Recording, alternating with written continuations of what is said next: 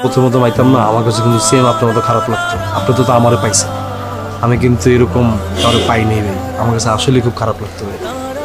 আমি ধর এরকম খুব বেশি ভেড়া উঠলে ভাই আমি চোখ বন্ধ করে ফেলাইতাম। চোখ বন্ধ করে আমি আমার গার্লফ্রেন্ডের কথা চিন্তা করতাম, জাস্ট চিন্তা করতাম যে শালার কত কিছু করলাম ওর লেগে। বাবা মার থেকে টাকা চুরি করছি, ওরা গিফট করছি, বন্ধু বান্ধব ক্যাচালে পড়ে গেছি, মালমূল খাওয়া শুরু করছি, গার্লফ্রেন্ড লোকে মিশা কথা খাওয়া শুরু করছি। একটা সময় কট খাইতাম, ওর লোকে মিশা কথা কইতাম, আবার কট খাইতাম, মিশা কথা কইতাম।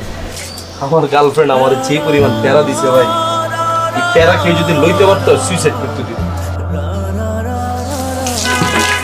কিন্তু আমি জীবনে কিন্তু প্যারা কম খাইনি, বিশ্বাস করবেন। আমার গার্লফ্রেন্ডের প্যারাই আমার লেগে পিনি গেছিল। আমার মাল না খাইলেও চলবে। ওরা কি হলো ভাই দেখেন, ওই জীবন থেকে কিন্তু গেছে গা। ওই মনে করেন ভালো আছে, আর আমি আর রিয়া ভাই দেখেন না গাছের তলা পানি দেন। এটাই হয় ভাই, বুঝছেন না? প্যারা লইলি প্যারা, প্যারা না লইলে আর প্যারা না। জীবনের লেগে ভাই এখন সব প্যারা বাদ দিয়ে দিছি। মালের প্যারাও নাই, গার্লফ্রেন্ডের প্যারাও নাই, কিচকায় আছি। আল্লাহ যতদিন রাখছে থাকুক।